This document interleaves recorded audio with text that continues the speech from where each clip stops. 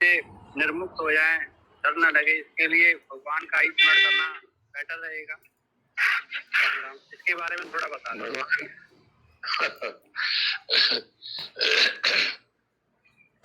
डर लगता है तो फायदा क्या है उसका? डर लगने का समय आते ही तो चलना ही पड़ेगा।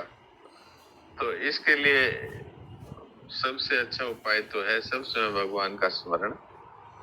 और अगर किसी की तीव्र बुद्धि है तो वो इसको इस तरह समझ सकता है कि शरीर तो प्रतिक्षण मर ही रहा है।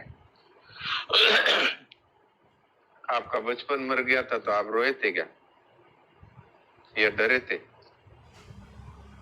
बोलिए। पता नहीं लगा, ये तो पता ही नहीं लगा महाराज जी कब आया। पता तो लग रहा है आपको, पता तो है ना कि बचपन चला गया। जी जी जी। तो शरीर तो मर गया बचपन वाला। अब डॉक्टर भी कहते हैं हर 6 महीने में शरीर का एक एक कण है वो बदल जाता है, तो एक नया ही संस्करण आ जाता है हर 6 महीने में। तो मर तो रहा है पर हम इनको बुद्धि से समझ नहीं रहे हैं। हमारी दृष्टि है सदा रहने वाले शरीर की तरफ देखने की। हर चीज पुरानी हो रही है कि नहीं, ये मकान पहले जो बना था उस समय से अब उतना ही नया है क्या? तो इतना मर गया कि नहीं? और इतने सारे खंडर हैं, ये सब पहले महल थे बड़े बड़े महल, और उनमें कितना कितना नाच गान होता था। आज वो सब खंडर बनकर पड़े। तो मृत्यु तो प्रतिक्षण आ रही है, तो ये उस दिन मृत्यु समाप्त हो जाएगी, मृत्यु मरना बंद हो जाएगा। और डरना किस बात का है? अच्छा मरेंगे शरीर ही, आप स्वयं मरते हैं तो इस कर्मों का फल कौन भोगेगा? इसका मतलब आप तो नहीं मरते हैं। तो अगर बुद्धि में तीव्रता है तो इस बात को हम समझ सकते हैं कि हम कभी नहीं मरते। अब रही बात ये कि जिन्होंने भगवान के साथ अपनी एकता का अनुभव कर लिया है वो अभी जीवित अवस्था में अमरता का अनुभव कर लेते हैं, और जिन्होंने इस बात को नहीं समझा है वो मृत्यु से डरते भी रहते हैं और मरते भी रहते हैं। तो इसलिए चाहे तो इस बात को समझ लें कि शरीर सदैव मृत्यु में रहता है और मैं सदैव अमरता में निवास करता हूँ। ये शरणानंद जी महाराज के अमृत वचन है। अगर बुद्धि की तीव्रता है तो इसको स्वीकार कर लें, और नहीं तो फिर हर समय भगवान के नाम का स्मरण है, ये अचूक उपाय है दुर्गति नहीं होने का। जी डॉक्टर साहब बदमाल जी, भाई जी ने म्यूट बोला, पूछूं क्या? हाँ बदमाल जी क्या पूछ रहे थे कि भाई जी? हाँ जरूर पूछिए। हाँ ठीक है सर, कोई बात नहीं, ठीक है। मैं क्यों समय कब निकाल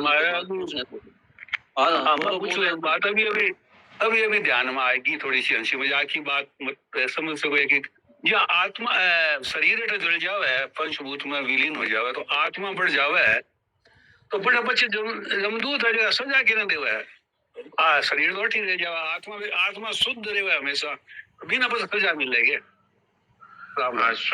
शुद्ध आत्मा है वो तो उनकी रहती है कि जो मरने से पहले ममता कामना और अहंकार का त्याग कर देते हैं। और अगर जो ममता कामना का अहंकार का त्याग नहीं करते उनका स्थूल और सूक्ष्म शरीर, स्थूल शरीर तो यहाँ जल जाता है, सूक्ष्म और कारण शरीर रहता है, और वहां पर एक वायु शरीर मिल जाता है।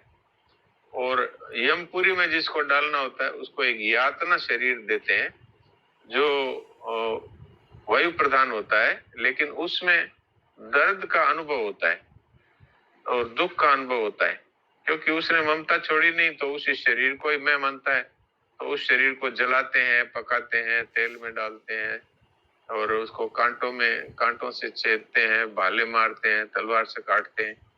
तो इस सब का दर्द का अनुभव होता है, लेकिन वो मरता नहीं। वो ऐसा शरीर है यातना शरीर। और यातनाएं पूरी होने के बाद फिर वो दूसरा शरीर मिलता है नीच योनियों में जाने के लिए। फिर कुत्ता, गधा, घोड़ा, कॉकरोच, बिल्ली, चूहा, ये शरीर मिल जाता है। तो वो शरीर, ये शरीर छूटते ही वायु शरीर मिल जाता है। जी, वायु प्रदान। बहुत बढ़िया बात, नारायण गुरु जी, बहुत बढ़िया बात बताई। नारायण गुरु जी, बताओ ममता तो हम लेडीजों में बहुत रहती है बच्चों के प्रति सब, तो फिर वो ममता भी साथ जाती है क्या? मेरे को ये थोड़ा हाँ, समझ में नहीं आया। हाँ, जाती है वो आप जब मतलब तक नहीं बच्चों से छोड़ते तब तक जाती है। अब आप अच्छा। बताइए कि मान लो कि कोई, आप बुरा मत मानना, मान लो कोई स्त्री अगर मर के कुतिया बनती है तो अपने बच्चों का पालन करती है, दूसरा कोई पास में आए तो उनको भोंकती है और उसको ममता पूर्वक रखती है, दूसरे के बच्चों को नहीं रखती। तो ममता जो की त्यों ही है, उसको मनुष्य शरीर में छोड़ी नहीं थी तो कुतिया बनी तो भी वो वैसे ही। मतलब ममता भी भगवान के अर्पण करनी पड़ेगी, ममता भी छोड़नी पड़ेगी। बाकी सब तो हमने छोड़ रखा है, ममता नहीं छोड़ रखी। ममता, और आपने कहा कि स्त्रियों में ज्यादा होती है, सो बात नहीं है, हाँ। पुरुषों में ममता की कोई कमी नहीं है, भयंकर ममता होती है। नहीं वो दिखती नहीं है ना साहब, वो दिखती नहीं है गुरुजी। पुरुषों में दिखती नहीं है और स्त्रियों में दिख जाती है ममता, बस इतना ही फर्क है। हाँ, लेकिन ममता, कामना और अहंता ये सब में होती है। अच्छा, और ये मनुष्य के अलावा जीवों में भी ये जैसा आपने मनुष्य शरीर में स्वभाव बनाया है, वो ममता, कामना और वो अहंता ज्यों की त्यों ही रहती है। अगर अहंता नहीं रहती होती तो एक कुत्ता बैठा है एक गली में और दूसरा कुत्ता आते ही वो चिल्लाता है, कुत्ता देख कुत्ता गुर्राया, मैं बैठा था तू क्यों आया। तो वहां भी अहंकार और क्रोध और ममता और ये सब ज्यों की त्यों ही है। जी भरत रामदार जी, आप पूछ रहे थे क्या?